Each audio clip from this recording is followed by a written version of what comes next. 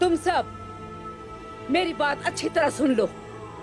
इसके बाद हम अपना सफर हाथों में तलवारें उठाकर करेंगे। सलजान खातून मेरे बच्चे बतूर और आपके सरदार साहब के कातिल उस्मान की कठपुतली हैं। आज का दिन हिसाब का दिन है। इनकी सांसें बंद किए बगैर हम कबीले वापस नहीं जाएंगे। चलो चलें।